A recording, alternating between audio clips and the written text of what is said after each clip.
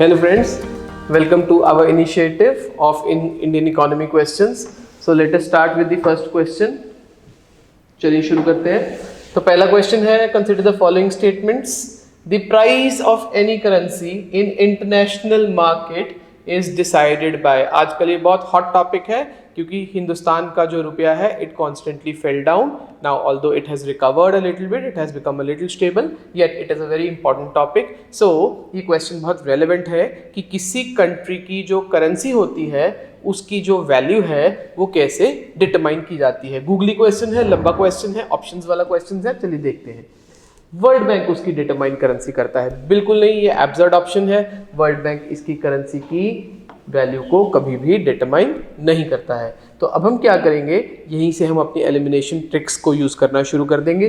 जिस ऑप्शन में भी हमें ए दिख रहा है उस ऑप्शन को हम एलिमिनेट कर देंगे, so that even if we have to take a guess, the probability of guessing increases. So World Bank is not the option. Now we are only left with option B and option C. देखते हैं. Demand of goods and services provided by the country concerned. Absolutely. जितनी country अपनी services और goods को provide करेगी उसके बदले में जो उसका परचेजर है उसको उस करेंसी में उसको रीपेमेंट करनी पड़ेगी. जब उसको उस करेंसी पे रीपेमेंट करनी पड़ेगी तो वो उस करेंसी को बाय करेगा एक्सचेंज से. और नेचुरली जब किसी चीज़ को आप बाय करते हैं उसकी डिमांड बढ़ाते हैं तो उसका प्राइस बढ़ेगा. तो बी डेफिनेटली ऑप्शन है. देखते हैं दोनों ऑप्शंस में हमें कोई हेल्प मिल रहा है. B and C are correct, C and D are correct. Answer हमारा यहीं से आ गया है. ऑप्शन बी हमारा आंसर है. बट चलिए हम फिर भी बाकी ऑप्शंस को कंसिडर करके एब्सोल्युटली सेफ प्ले करते हैं. Stability of the government of concerned country. Absolutely बिल्कुल. अगर किसी कंट्री की सरकार गवर्नमेंट स्टेबल नहीं है तो किसी का भी उस करेंसी में ट्रस्ट नहीं होगा. जितनी स्टेबल गवर्नमेंट है उतना ही उस करेंसी में विश्वास ज़्यादा है. तो C will be the part of the answer. हमने ऑलरेडी डिस्कवर कर लिया है बट हम ऑप्शन को एलिमिनेट कर रहे हैं. और लास्ट है economic potential of the country in question of these statements. No economic potential is a very vague term.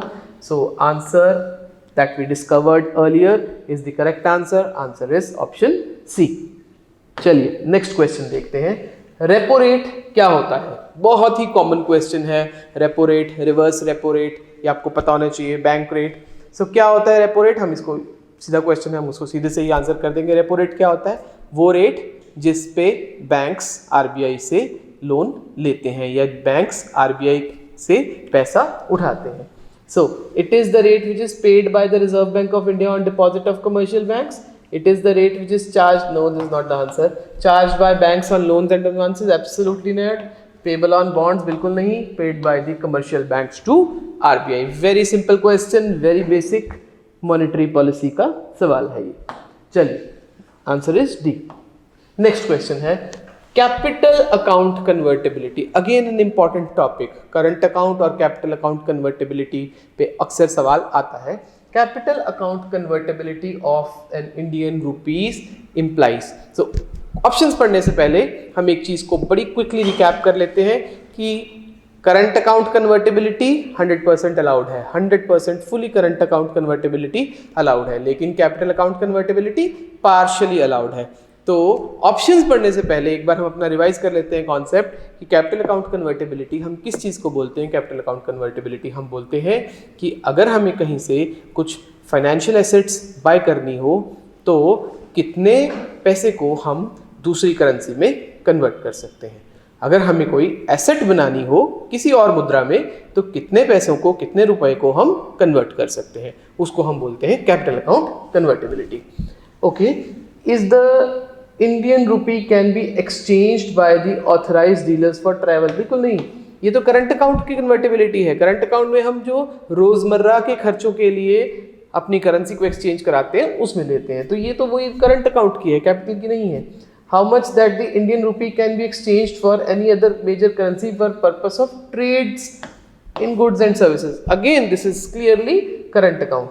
That the Indian rupee can be exchanged for any major currency for the purpose of trading financial asset. Yes, we have got the word that we wanted, assets. तो अगर हमको कोई assets buy करनी हो उसके लिए हमें कितनी कन्वर्टेबिलिटी अलाउड है तो उसको हम कैपिटल अकाउंट कन्वर्टेबिलिटी बोलते हैं। सो सी आंसर है, नन ऑफ द दीज, जो इसमें एब्सर्ड हो गया है, सी आंसर। आगे बढ़ते हैं, consider the following, market borrowings, T bills, treasury bills है, हम उसको टी बिल्स बोलते हैं। Which of these are components of internal debt, कि इनमें से डेट कौन सा है? बड़ा आसान क्वेश्चन है, दोनों ही है। बोरो कर रहे हो तो वो ऑब्वियसली डेट है, अगर आप किसी से पैसा उठा रहे हो तो वो उधार है। ट्रेजरी बिल्स, अगर आप किसी को कुछ बॉन्ड्स, कुछ पेपर्स इशू कर रहे हो तो वो भी उधार है। तो बहुत सिंपलर क्वेश्चन है रिलेटिवली, दोनों ही है, answer is both A and B. Next question पे चलते हैं हम। Consider the following, currency with public, demand deposit with banks, time deposit with banks, इनमें से किसको हम ब्रॉड मनी में इंक्लूड करते हैं? अगेन इसके लिए अगर आपको कॉन्सेप्ट आना चाहिए M1, M2, M3 का, तो आप ये क्वेश्चन बहुत आसानी से आंसर कर सकते हो, और यहाँ पे भी आपको ये सवाल अक्सर पूछ लिया जाता है। तो currency with public, which we often term in economics as C, is a part of M1, right. Again demand deposit with banks is a part of M1, इसको हम DD लिख लेते हैं, तो is a part of M1, तो ये दोनों M1 के पार्ट हैं। Time deposits is a part of M3, so M3 अगर आपको याद हो, ब्रॉड मनी क्या होती है? Broad money is narrow money plus time deposits, so ये भी M1 का पार्ट है और ये M3 का पार्ट है, तो मतलब कि ये दोनों ही ओवरऑल M3 के पार्ट है। सो आंसर इज ये भी ऑप्शन देखिए, किसमें ABC है, इसमें A और B है, इसमें और ये देखिए A, B और C है, तो ये आपका आंसर है। चेक कर लेते हैं, answer is D। Thank you so much for watching.